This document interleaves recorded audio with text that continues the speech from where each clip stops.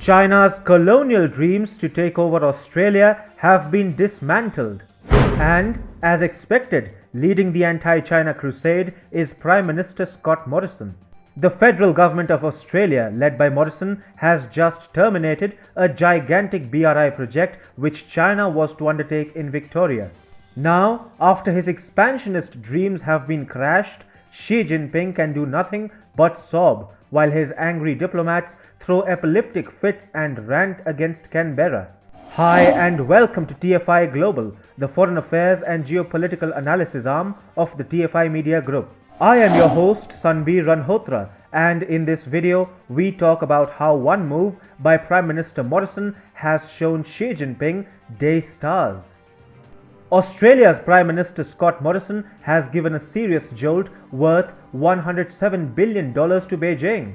The Scott Morrison government has terminated Victoria's controversial Belt and Road Agreement with China. Morrison government said that Victoria's Belt and Road deal fell foul of Australia's national interest.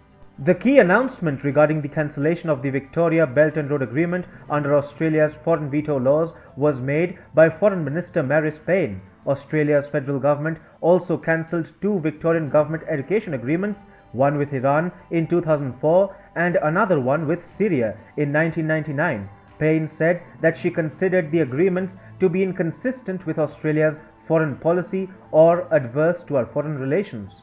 The Victoria Belt and Road Agreement has been cancelled by Canberra amidst the latest diplomatic face-off between China and Australia. On Wednesday, Wang Xining, the deputy head of the Chinese embassy in Canberra, accused the Australian government of conniving with the United States in a very unethical, illegal, immoral suppression of the Chinese telecom giant Huawei.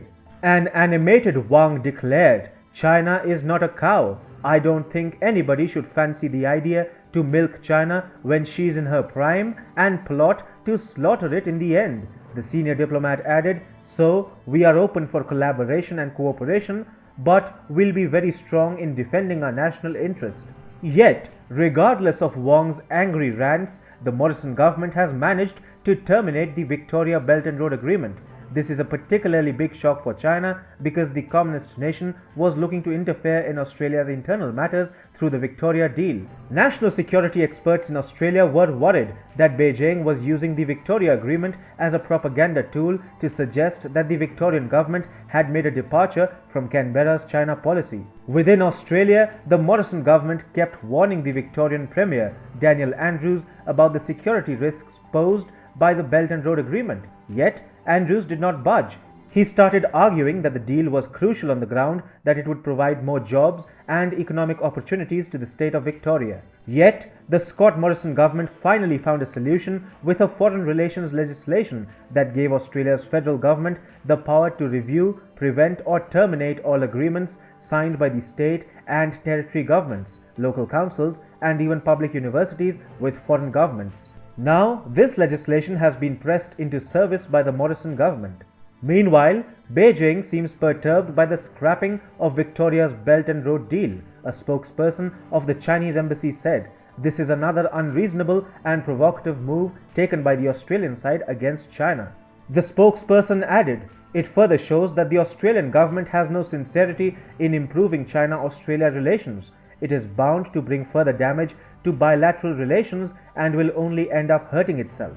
China's reaction shows that it has been considerably affected by Morrison's $107 billion jolt.